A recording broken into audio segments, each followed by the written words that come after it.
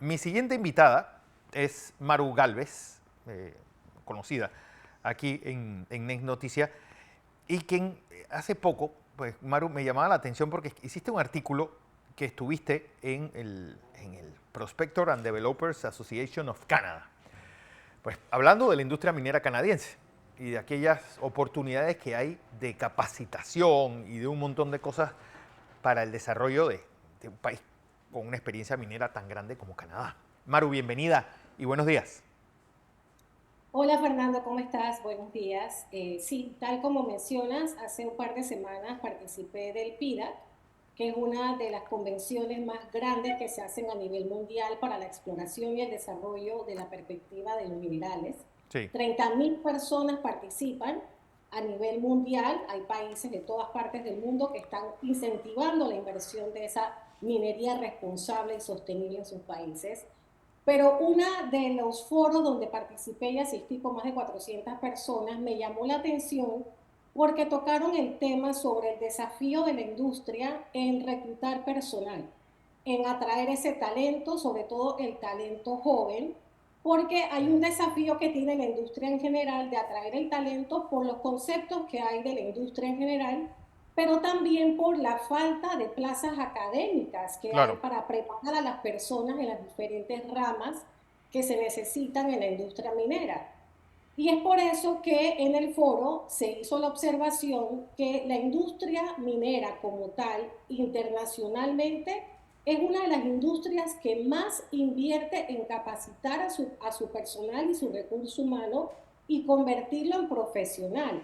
Es más, muchas de las personas que participaron del foro comentaron cómo ellos empezaron con cero preparación, con cero estudios y que fueron capacitados por las empresas donde trabajaban al punto que lograron ocupar puestos en sus empresas de directores, CEOs y presidentes. Y me llamó la atención y comencé a buscar data en Panamá en cómo Panamá y las empresas del sector privado capacitan hacia su personal y me encontré una cifra que publicó el Banco Interamericano de Desarrollo que me dejó muy impactada, donde dice que solo el 8.6% de las empresas en Panamá capacitan a su personal para que logren superación profesional dentro de sus sectores e industrias. Claro. Cuando el resto de los países de las regiones como México, Costa Rica, Colombia, ese número llega hasta 40% de las empresas. Y ahí te das cuenta que no solamente no le estamos dando oportunidad laboral a esos jóvenes y mujeres, que es la población más vulnerable y con más tasa de desempleo, pero cuando llegan a ocupar puestos en los sectores, no los estamos preparando para que tengan las capacidades de poder superarse profesionalmente en sus carreras y en sus puestos. Y me llamó la atención que entonces busqué la información de lo que hacía Cobre Panamá en sus momentos y era totalmente lo contrario a esta situación penosa que tenemos en Panamá. Porque no solamente Cobre contrataba a personal joven local del interior, en un 67% de su personal, de los 7.000 colaboradores, eran del interior. Adicional a eso, más del 70% de sus colaboradores tenían menos de 35 años, o sea que eran personas jóvenes, pero también el 75%, escucha esto, 75% de sus colaboradores recibieron capacitación técnica, profesional y hasta becas para superarse en estudios nacionales e internacionales y poder que lograran entrar en puestos de primer nivel dentro de la empresa hasta ocupar puestos de directores, superintendentes y demás. Casualmente estuve escuchando que hay uno de los muchachos que tiene más de 8 años de estar en la empresa, empezó muy joven y ahora logró un puesto de superintendente gracias a esas capacidades que se le ofrecieron dentro de la empresa. Entonces, Pero, esa fue la relación del artículo, cómo nosotros estamos en Panamá en general, el sector privado, y lo bien que lo estaba haciendo la empresa Cobre Panamá durante sus operaciones. bueno, en una industria nueva, obviamente ellos tuvieron que empezar desde cero. Pero, por ejemplo, tú tienes que ver con la industria turística. ¿Se está haciendo esto en la industria turística nacional? Es decir, ¿cómo está la capacitación para que nuevas personas entren a laborar? Estamos, y se vendió en el mes de noviembre diciendo, no, es que lo que ganamos de renta minera podemos reemplazarlo por el turismo. pero ese turismo necesita desde operadores de turismo, desde pues, personas que van a buscar esos turistas en sus países, brokers de turismo, camareros, amas de llaves, guías. Es decir, nosotros realmente estamos poniendo el suelo para que esa industria crezca.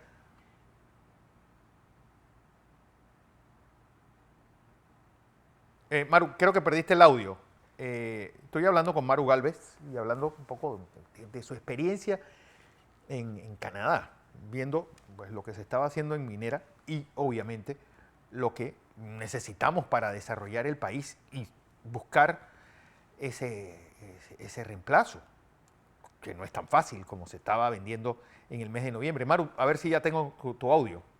Sí, ya estamos de A ver. vuelta. Sí, tal como menciona Fernando, a la industria del turismo le pasó lo mismo. Cuando iniciamos con la expansión de la inversión de cadenas hoteleras y del turismo en general en todo el país, había poca preparación, habían pocas plazas académicas para preparar ese personal.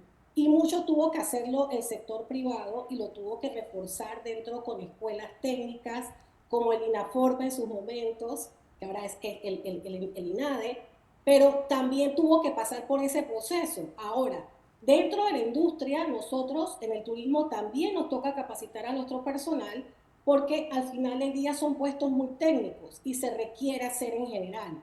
Y también es otra industria, casualmente como lo mencionas, que le ofrece esa oportunidad de empleo a jóvenes y a mujeres, sobre todo si esos hoteles o empresas turísticas están localizadas en el interior, porque lo primero que uno hace es tratar de contratar mano de obra local, porque el turismo es una industria que requiere personal 24 horas, 7 días de la semana. Y es mucho más fácil para la empresa que ese personal viva cerca de donde está la inversión turística. Lo mismo pasa en la minería. Son empresas e industrias que tienen sus polos de desarrollo en el interior, que les ha tocado invertir en capacitar a ese personal y no solamente lo capacitan y lo profesionalizan, pero contratan al personal local y a mano de obra de esas comunidades del interior, enfocándose en las poblaciones vulnerables que son jóvenes y mujeres, que son las que más necesitan oportunidad de trabajo.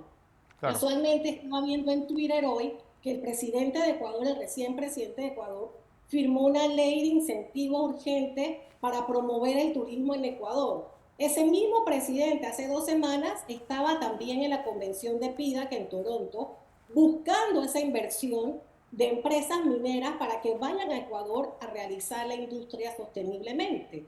Y ahí te das cuenta cómo los países de la región, República Dominicana es otro, ahora Sí. Ecuador también, están apuntando por desarrollar e impulsar ambas industrias a la vez, porque saben que ambas les van a generar creación de empleo y generación económica en su país. Porque aquí se vendió casi que no son excluyentes la una de la otra y los grandes países mineros también son potencias turísticas. Perú, Chile, bueno, ahora estás hablándome de Ecuador, a pesar de la crisis de seguridad que hay, el presidente está buscando inversionistas para su país, República Dominicana, que también tiene esa dualidad de ser la gran potencia turística y tener una industria minera bastante bien desarrollada. Así que, Maru, pues vaya sorpresa con esto.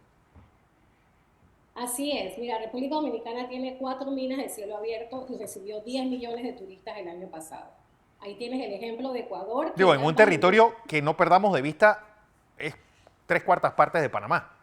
Es decir, que tampoco Así estamos es. hablando de Canadá, que es el tercer país más grande del mundo. Estamos hablando del segundo o tercer país más grande del mundo. Estamos hablando de un territorio, pues así desde aquí hasta Chiriquí. Así como mencionas, y es más, en Toronto, en la convención hace 2 semanas, vi países y vi stands de países latinoamericanos buscando la inversión. Había de Chile, de Perú, de Ecuador y también de países de primer mundo como Suecia, Alemania, Dinamarca, que están buscando más inversión en minería sostenible, porque al final del día, si los países tienen esos recursos y tienen la bendición de tenerlos, pues la manera es tratar de desarrollarlos de manera sostenible para crear ese impacto económico que se requiere y por supuesto se necesitan de estos recursos para poder hacer otras tecnologías. Claro. Entonces es importante ver esa relación, como industrias, como podemos ver el caso de República Dominicana, ahora el caso de Ecuador, ambos países apuntando a estas dos industrias paralelas a la vez, turismo y minería, porque saben que les va a dar la oportunidad de generar desarrollo económico y nuevos empleos a los jóvenes de sus países. Y en Claro. Panamá debemos de empezar a ver también con estadísticas y esa data que en Panamá también es posible hacerlo, sobre todo porque generaríamos empleos capacitados y profesionales y formales dentro de las áreas de desarrollo que más se necesitan, que son en el interior del país y a los segmentos de mujeres y jóvenes que son los que más tasa de desempleo tienen en este momento. Así es. Maru Galvez, gracias como siempre por esta participación. Voy a informar. Gracias.